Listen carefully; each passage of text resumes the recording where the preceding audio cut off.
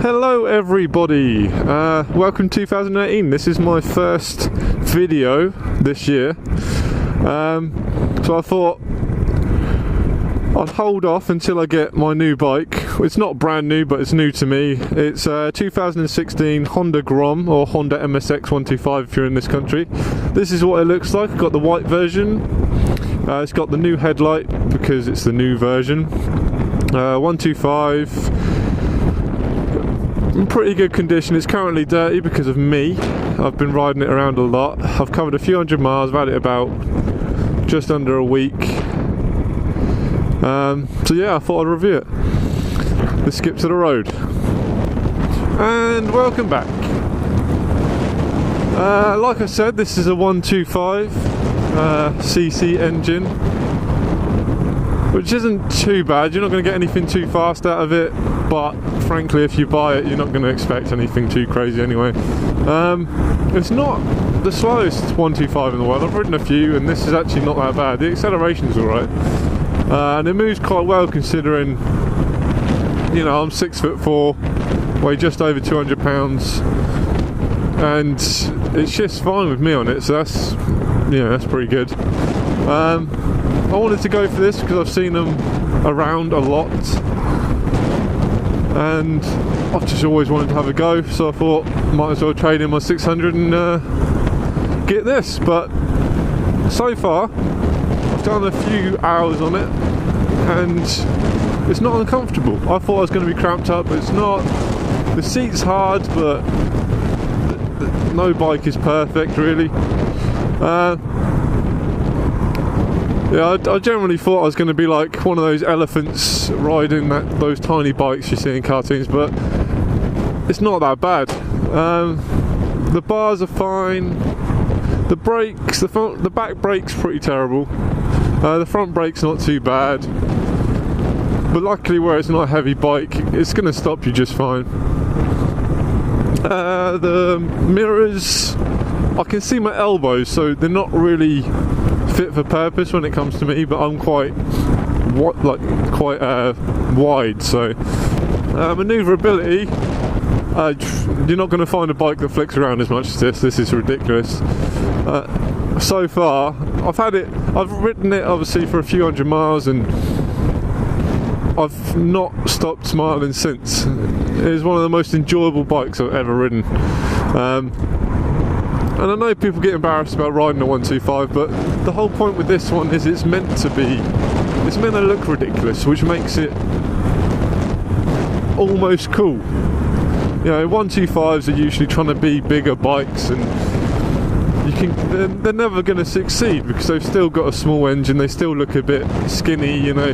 But with this bike, they've just gone, you know what, it's a 125, let's make it tiny, and they've succeeded. I think this is a great bike. The suspension is pretty solid, which I actually don't mind. It rattles me around a bit. I think with a softer seat, it would make all the difference in comfort. All like the indicators and stuff all work fine, very clear. The lights, I think, are actually really bright considering it's so low down. I thought people were going to struggle to see me, but no one has so far.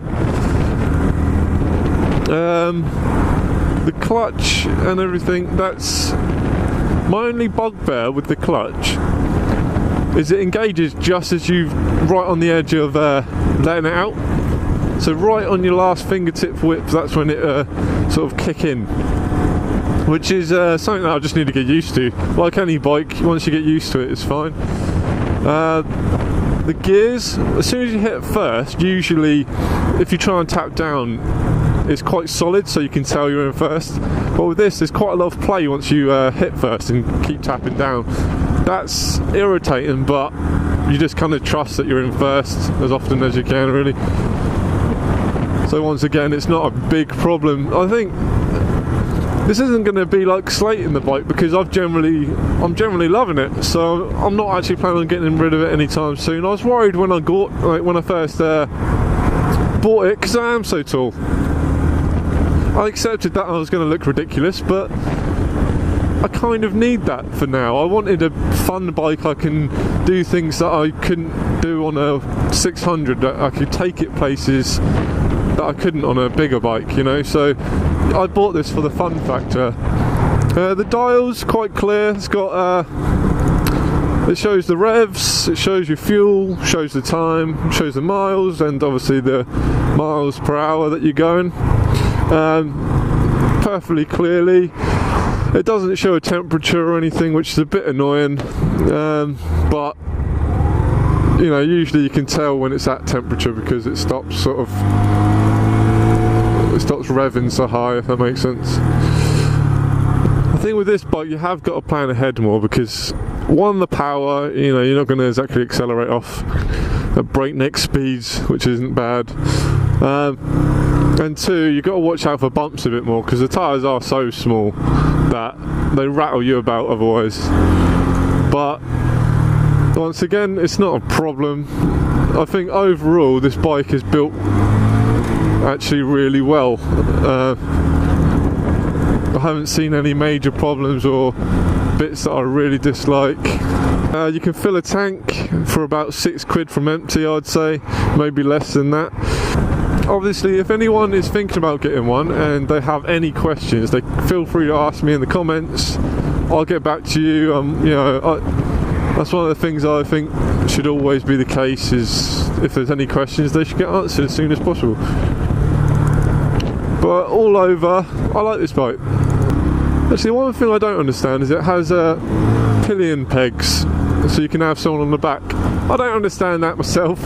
I can't imagine a situation where there's going to be anyone that's going to be able to slither on the back of this bike with me on it. My arse is pretty much beyond halfway up the seat, so they're going to have to be the smallest person in the world to fit on the back of this with me. Like I said, if you've got any questions about this bike or in general, or you just want to say hello, feel free. If you like this video, comment, subscribe, share it with people. I will be making more videos. This one I thought I'd just get to the point about the bike. It's a good bike, people should buy it. Safe riding. See you later.